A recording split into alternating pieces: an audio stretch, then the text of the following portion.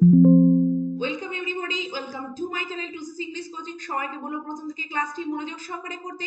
আর আজকে যারা চ্যানেলে প্রথম রয়েছে এবং এখন অব্দি চ্যানেলটিকে যারা সাবস্ক্রাইব করেনি তারা অবশ্যই চ্যানেলটিকে সাবস্ক্রাইব করে প্রতিনিয়ত এই ধরনের ইম্পর্টেন্ট এবং ইন্টারেস্টিং ক্লাস করতে থাকো। তো আজকের ক্লাসটি ভীষণ ইন্টারেস্টিং হতে চলেছে, কারণ আজকে উডের বিভিন্ন স্ট্রাকচার ইউজ করে আমরা সহজেই বিভিন্ন সেন্টেন্স ইংলিশে ট্রান্সলেট করতে শিখবো এবং উডের কোন স্ট্রাকচার কোথায় আমরা ব্যবহার করতে পারি সেটি আজকে ক্লাসের মাধ্যমে আমরা দেখে নেব।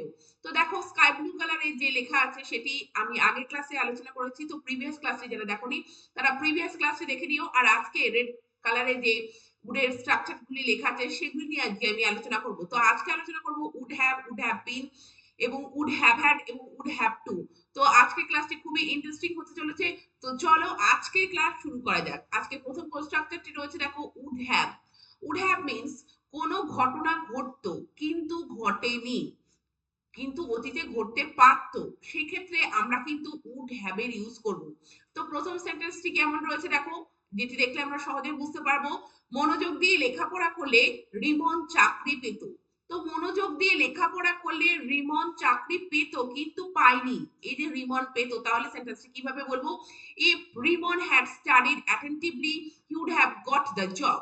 If Rimon had studied attentively he would have got the job. তো দেখো, এখানে দেখো he would have got the job. তো এখানে দেখো উড হ্যাভ এর পরে যে ভার্বের ভি3 ফর্ম ইউজ করে সেন্টেন্সটি এইভাবে কিন্তু বলতে হবে আমাদেরকে, উড হ্যাভ ইউজ করে। পরের সেন্টেন্সটি দেখো, বইটি দেখলে তিনি চিনতে পারতেন, অর্থাৎ বইটি দেখলে তিনি চিনতে পারতেন কিন্তু দেখেননি এবং চেনাও হয়নি। তো দেখলে চিনতে পারতেন কিভাবে বলবে? If he had seen the book he would have recognised it. If he had seen the book he would have recognised it. তো দেখো, উড হ্যাভ এর পরে যে রেকগনাইজ ভার্বের ভি3 ফর্মটা ইউজ করে এই ধরনের সেন্টেন্স লেখা হচ্ছে যে কোনো ঘটনা ঘটতো কিন্তু ঘটেনি, সেক্ষেত্রে উড হ্যাভ ইউজ করে এই ধরনের সেন্টেন্সগুলি আমাদেরকে লিখতে হবে বা বলতে হবে। এবার পরের স্ট্রাকচারটি দেখো, উড হ্যাভ বিন কেউ কিছু হতো কিন্তু হয়নি। তো কেউ কিছু হতে পারতো, বি মানে হওয়া। তো উড হ্যাভ এর পরে বি এর যে থার্ড ফর্ম বিন সেটি বসানো হচ্ছে উড হ্যাভ বিন। তো ভালোভাবে পড়ালেখা করলে সৌম্য আজ বিজ্ঞানী হতেন। সেন্টেন্সটি কিভাবে বলবে? If Soumya had studied well he would have been a scientist today. If Soumya had studied well he would have been a scientist today. তো দেখো, সৌম্য যদি ভালো করে পড়াশোনা করতো তাহলে কি হতো? সৌম্য আজ বিজ্ঞানী হতেন কিন্তু বিজ্ঞানী হননি। এই যে হতেন বলতে would have এবং তারপরে দেখো been। তো would have been তারপর a scientist। তো ধর এইরকম ভাবে তোমাদেরকে এইরকম সেন্টেন্স লিখতে হবে would have been ইউজ করে। পরের সেন্টেন্সটি দেখো, তিনি যদি কঠোর পরিশ্রম করতেন তবে তিনি এই বিশ্বের সবচেয়ে ধনী ব্যক্তি হতেন। তো হতেন অর্থে আমরা উড হ্যাভ বিন ইউজ করব এবং সেন্টেন্সটিকে কিভাবে বলবো? If he had worked hard he would have been the richest person in this world. If he would had he if he had worked hard he would have been the richest person in this world. তো এই পৃথিবীর মধ্যে বা বিশ্বের মধ্যে সবচেয়ে ধনী ব্যক্তি হতেন কিন্তু হননি। তো কেউ কিছু হতো বলতে আমাদেরকে উড হ্যাভ বিন ইউজ করে এই ধরনের সেন্টেন্স এইভাবে বলতে হবে। এবার পরের স্ট্রাকচারটি দেখো, উড হ্যাভ বিন এবং তারপরে ভি1 এবং তার সাথে আইএনজি অ্যাড করা থাকলে আমরা সেই ধরনের সেন্টেন্সে কি বুঝতে পারবো? যে কোনো সময় থেকে কেউ কিছু করতে থাকতো, কোনো সময় থেকে কেউ কিছু করতে থাকতো, তাহলে সেক্ষেত্রে উড হ্যাভ বিন প্লাস আমরা ভি1 এর সাথে আইএনজি অ্যাড করে সেটা আমরা সেরকম সেন্টেন্স আমরা বলতে পারি। যেমন তুমি তাকে খেলতে না ডাকলে সে সকাল থেকে পড়তে থাকতো। যে একটা পয়েন্ট অফ টাইম থেকে বলা যে সে সকাল থেকে পড়তে থাকতো।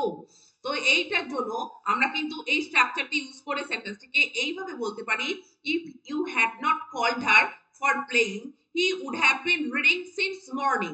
If you had not called her for playing he would have been reading since morning. তো দেখো, সকাল থেকে পড়তে থাকতো, তো কোনো সময় থেকে পড়তে থাকতো বোঝাতে দেখো উড হ্যাভ বিন এবং ভার্বের রিড তার সাথে কিন্তু আইএনজি অ্যাড করে রিডিং দিয়ে রিডিং সিন্স মর্নিং এইভাবে সেন্টেন্সটিকে আমাদের বলতে হবে উড হ্যাভ বিন ইউজ করে। পরের সেন্টেন্সটি দেখো, ছবিটি সম্পূর্ণ করতে চাইলে তনয়া 3 ঘন্টা ধরে ছবি আঁকতে থাকতো। তো কোনো একটা পয়েন্ট থেকে 3 ঘন্টা ধরে সে ছবিটা আঁকতে থাকতো। তো সেন্টেন্সটিকে কিভাবে বলবে? তনয়া would have been drawing the picture for 3 hours if she wanted to complete it. Tonya would have been drawing the picture for 3 hours if she wanted to complete it. তো তনয়া 3 ঘন্টা ধরে করতে থাকতো। এই যে টাইমটা মেনশন করা হচ্ছে যে কোন একটা পয়েন্ট অফ টাইম থেকে কেউ কিছু করতে থাকতো, সেটি বোঝালে উড হ্যাভ বিন প্লাস বি1 আইএনজি অ্যাড করে আমাদেরকে এই ধরনের সেন্টেন্স এইভাবে বলতে হবে। এবার পরের স্ট্রাকচারটি দেখো, would have had. Would have had মানে কারোর কাছে কিছু থাকতো কিন্তু নেই। দেখো, ধৈর্য ধরে পড়াশোনা করলে আজ তার কাছে তার চাকরি হতো বা তার কাছে চাকরি থাকতো। তো তার চাকরি হতো সেন্টেন্সটি কিভাবে বলবে? if he had studied patiently he would have had a job today. if he had studied patiently he would have had a job today. তো দেখো, তার কাছে চাকরি থাকতো, সেক্ষেত্রে would have had এইভাবে কিন্তু আমাদেরকে স্ট্রাকচারটা সাজিয়ে এবং সেন্টেন্সটিকে বলতে হবে এইরকম would have had ইউজ করে। পরের সেন্টেন্সটি দেখো, তিনি যদি ব্যয়বহুল না হতেন তবে এখন তার কাছে সমস্ত সম্পত্তি থাকতো। ব্যয়বহুল না হতেন তাহলে তার কাছে থাকতো, তো কাছে থাকতো অর্থে উড হ্যাভ ইউজ করে, উড হ্যাভ হ্যাড ইউজ করে কিভাবে বলবো? Had I not been a spendthrift, had I not been a spendthrift he would have had all wealth now. Had I not been a spendthrift he would have had all wealth now. তো তার কাছে সমস্ত সম্পত্তি থাকতো, তো কাছে থাকতো বলতে উড হ্যাভ হ্যাড ইউজ করে আমাদেরকে এই ধরনের সেন্টেন্স এইভাবে কিন্তু বলতে হবে। এবার পরের স্ট্রাকচারটি দেখো, উড হ্যাভ টু করতে হবে। কোনো কিছু কাউকে করতে হবে বোঝাতে আমাদেরকে উড হ্যাভ টু ইউজ করে বলতে হবে। যে এবং এখানে একটি উদাহরণ দেখো, দুটি উদাহরণ রয়েছে। যেহেতু পরীক্ষা চলছে তোমাকে প্রতিদিন স্কুলে যেতে হবে। তো যেতে হবে বলতে উড হ্যাভ টু দিয়ে তোমরা বলবে সেন্টেন্সটিকে কিভাবে? as the exam is going on you would have to go to school every day. as the exam is going on you would have to go to school every day. যেহেতু পরীক্ষা চলছে তোমাকে প্রতিদিন স্কুলে যেতে হবে। তো যেতে হবে, করতে হবে, এইটা বোঝানোর জন্য উড হ্যাভ টু ইউজ করতে হবে। পরের সেন্টেন্সটি দেখো, তার গুরুতর অসুস্থতার জন্য তাকে ডাক্তারের কাছে যেতে হবে। তো দেখো, এখানে একটা ফোর্স আছে যে তাকে জোর দেওয়ার ব্যাপার আছে যে তাকে যেতে হবে। সেন্টেন্সটি কিভাবে বলবে? He would have to go to a doctor for his serious illness. He would have to go to a doctor for his serious illness মানে তার গুরুতর অসুস্থতার জন্য তাকে ডাক্তারের কাছে যেতে হবে। তো কোনো কিছু করতে হবে, যেতে হবে বোঝাতে আমরা উড হ্যাভ টু ইউজ করে আমরা এই ধরনের সেন্টেন্স এইভাবে বলবো।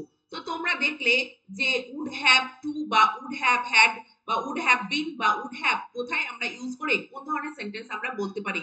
তো তোমরা এই ধরনের সেন্টেন্স অবশ্যই নিজেদের মধ্যে একে অপরকে বলে প্র্যাকটিস করতে থাকো আর নিয়মিত এই ক্লাসগুলি করতে থাকো চ্যানেলটিকে সাবস্ক্রাইব রেখে। অবশ্যই প্রতিদিনের ক্লাস তোমরা লাইক এবং শেয়ার করো। Thank you very much. Thank you for watching this video.